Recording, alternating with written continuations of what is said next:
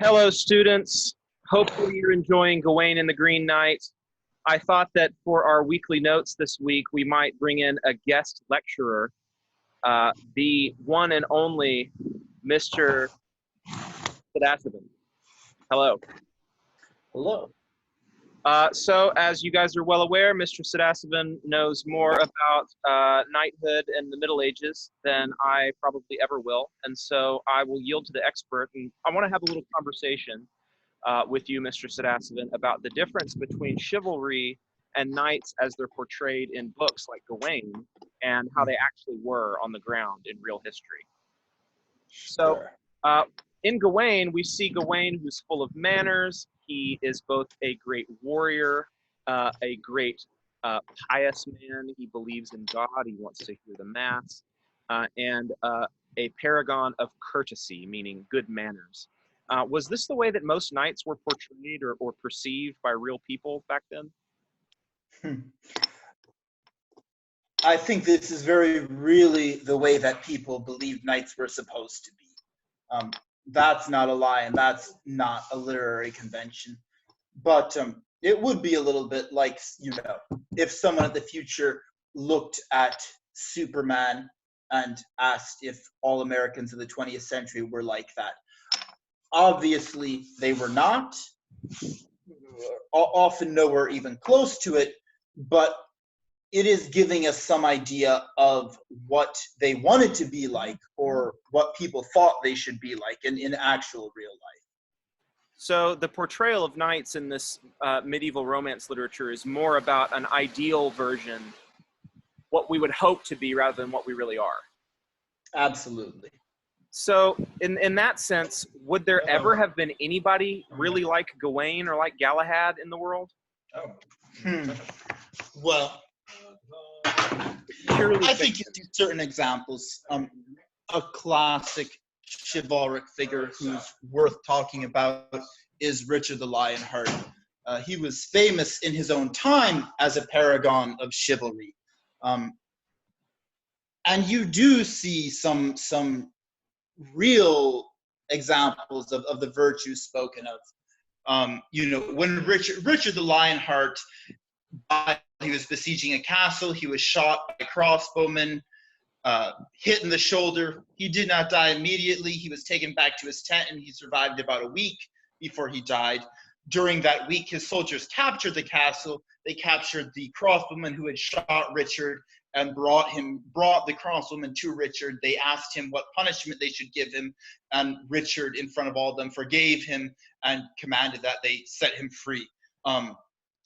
This sort of generosity was an example. This sort of knightly generosity, this sort of knightly liberality, was an example of the kind of behavior that made Richard the Lionheart famous as an example of knighthood.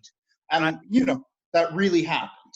I think that was also a really good example of the difference between certain ideal individuals and certain real people who may not always live up to expectations, because, of course, after Richard dies, his remaining commanders go and have the guy that Richard forgave executed anyway. Right, exactly.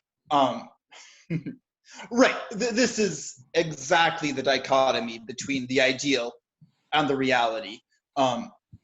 Richard's generosity was in vain there, because not everyone was as chivalrous as he was in that case. But I don't think there can be any doubt that, from what we know, I don't think there can be any doubt that Richard really intended for them to forgive him, that Richard really intended for them to let him go. I don't think there can be any doubt that Richard the Lionheart's mercy was genuine there. So what about knightly attitudes towards ladies? Because we're at the part in Gawain where the lady of the castle is trying to tempt Gawain with sexual advances, and Gawain is resisting, but also having to show her really good manners so that he doesn't insult a lady. How did knights treat women? I think some of that is undoubtedly real. For better or for worse, maybe more real than some of the other knightly examples of piety.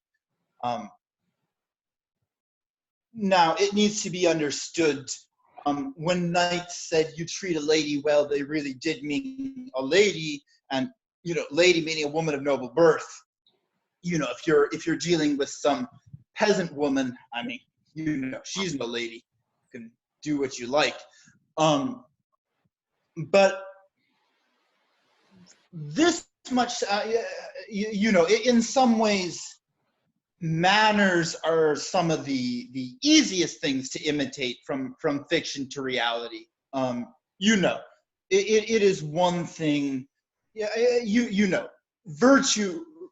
True virtue is more difficult. I mean, to imitate true virtue takes an actual change of the heart. But if you have a set of manners, if you have a set of rules for how you behave externally, that's very easy to imitate. So many of the manners that you see practiced in court actually were practiced in court. Again, Gawain and the Green Knight, I believe, ends with a line, oh gosh, it's been a long time, Honi soit qui mal y pense, which was which was actually spoken in real life by Edward III, the King of England. Honestly, maybe it was his son, the Black Prince, I forget which, but was spoken in real life in a situation where people began to speak ill of the lady he was dancing with, who was not his wife, suggesting there was something between them. She dropped it. Anyway, it was a real life line, spoken as a real example of chivalry, saying that men of chivalry will not speak ill of this lady, commanded by the king himself. This idea of exaggerated, or almost exaggerated respect and courtesy being shown to ladies, that was really carried out, at least as a code of manners, in real life. Yes. And yet knights also generally tended to have a lot of illegitimate children as well, with people that weren't so noble, undoubtedly. Right, exactly. So we've talked about purity, sexual purity. We've talked a little bit about prowess. And then the third pillar of the knightly ideal is piety. So I want to address these last two. Prowess. If you read T.H. White's Once and Future King, the author there, when he talks about knights in their full suits of armor, he says that it's almost like a game that the upper class people play with each other. There's not really any danger there. And so when you've got a knight on horseback who is standing next to a group of infantrymen who are just armed with simple sharpened wooden stakes, maybe not any armor at all, the idea of prowess in battle, clearly it's important. But how was a knight perhaps perceived by the other regular soldiers? Was he perceived as somebody who was brave and who could be trusted, or is he perceived as somebody who's as we would consider maybe like a rich person today, kind of snobbish and stuck up and not really relevant to my life? That is a good question. I mean, that would be, as an overall question, that would be hard to answer. The actual social role of the knight changed a great deal from, say, the 10th century to the 16th. In the earlier parts of the Middle Ages, I would say the 11th century, the 12th century, particularly in the 11th and 12th centuries, a knight's role was a lot more eminently practical. A knight was as respected or disrespected as he was competent. In battle. In battle, so I mean, sometimes beyond battle, a knight would have a domain to rule. I mean, some of his competency and reputation rested on how well he ran his lands, how well he ran his estates. But one way or another, in the earlier centuries of the Middle Ages, there was a lot more room for, at any rate, the title meant less, and actual ability meant a great deal more. So this is interesting that you bring up, because the first book that we read in English too is Beowulf.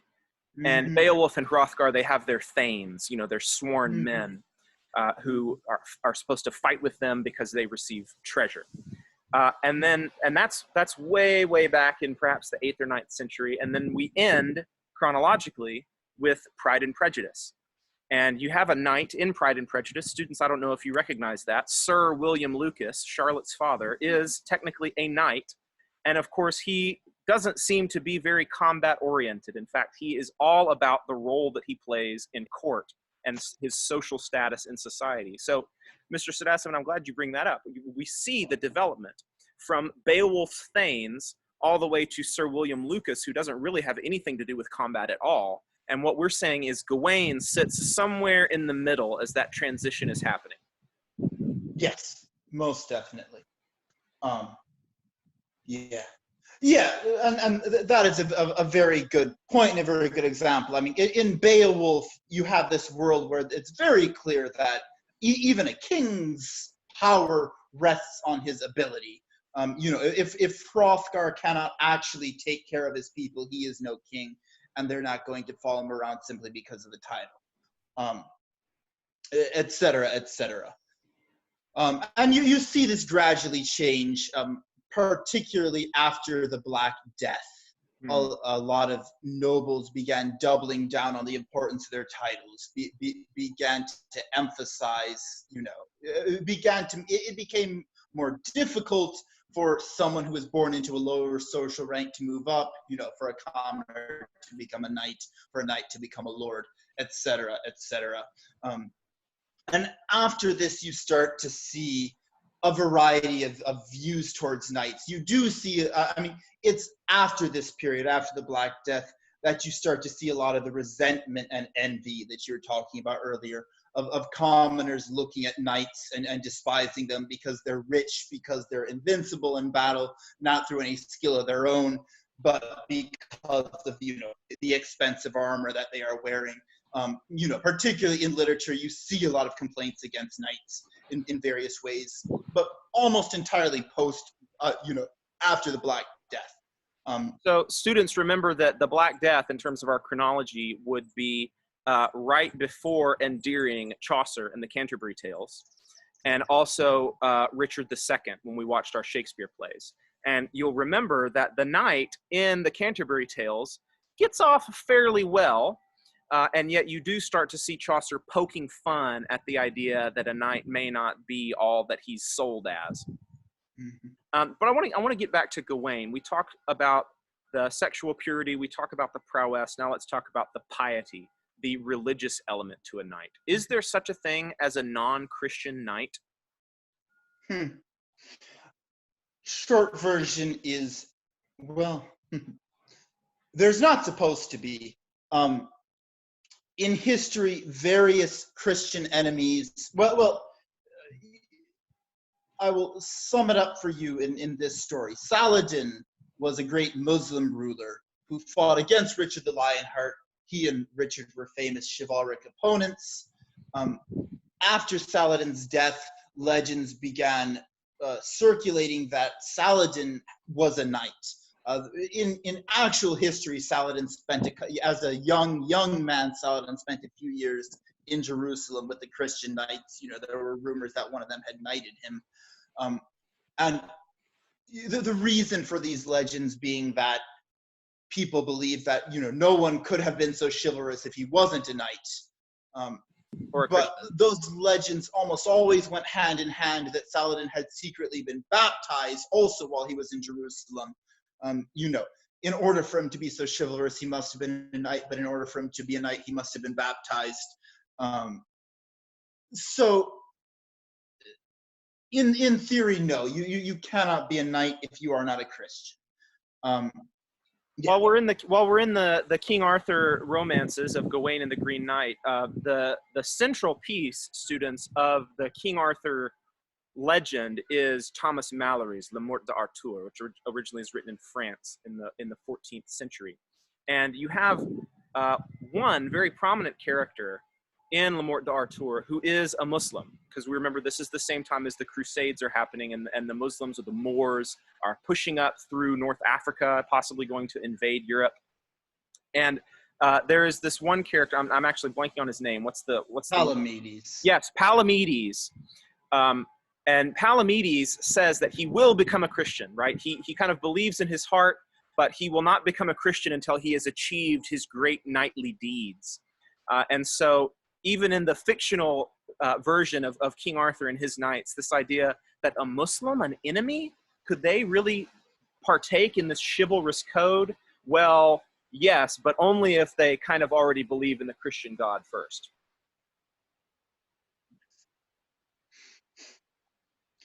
Yeah, So go ahead. I mean, that's basically what it boils down to. I mean, Christians did not believe that anyone who was not Christian could be a knight, but they would occasionally they would occasionally meet various non-Christians who seemed to embody these chivalric virtues anyway, so they would immediately make up stories about how some way or other they were actually Christian, however much they didn't seem to be.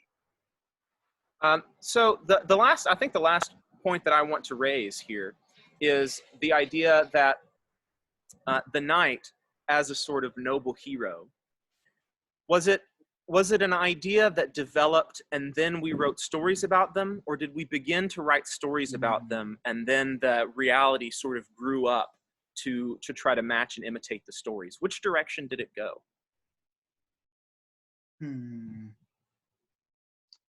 Your sound is cutting out, but I think I've got the gist of the question, if you can hear me. That is a very good question. I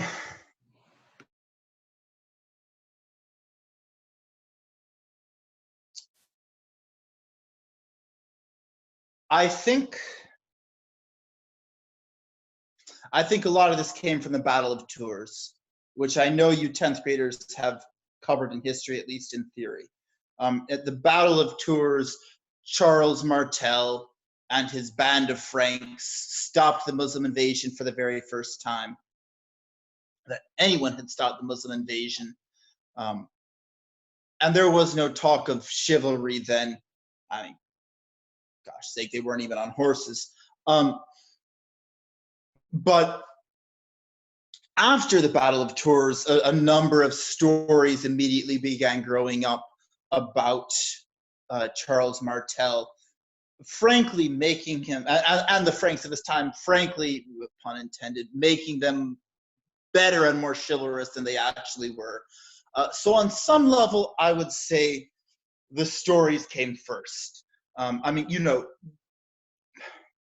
roughly speaking, I would say you had the old Germanic and Viking codes of valor and of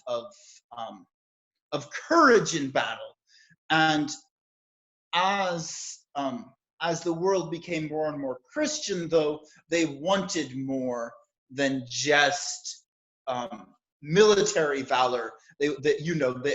And so they began making these stories in which these great warriors of the past, by which I mean people like Charles Martel, were also noble in the sense of the word that we mean today.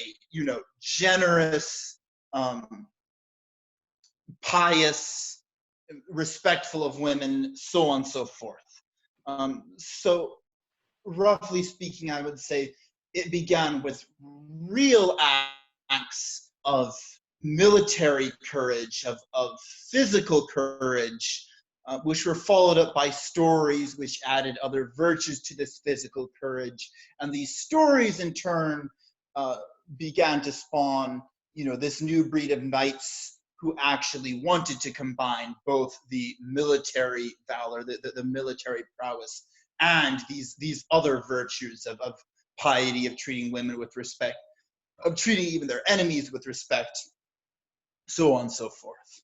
So we can say that this fiction, in terms of these myths and legends of things like the Song of Roland and King Arthur, in a way, while based in a version of history, the fiction actually starts to change history. Absolutely. Yes.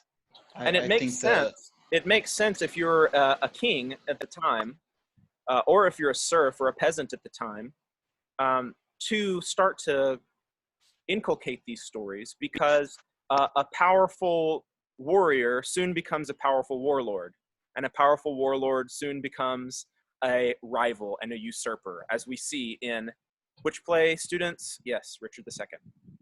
The idea that a knight is not just out for raw power, that might makes right, and that you take what you can get at the edge of your sword, but instead you are a noble person who actually looks out for and protects the weak on the one hand, and is a sworn not only to the king, but to the king as God's representative on the other hand, ensures this hierarchy of social stability that takes us all the way throughout the Middle Ages. Would you agree? I would, definitely. Thank you so much, Mr. Sadasivan. This has been a really fun conversation. Hopefully students have It learned. has. All right. Hopefully we'll all Thank you, see you Dr. guys Freeman. back soon. Sounds good. I'll talk to you later. Bye-bye.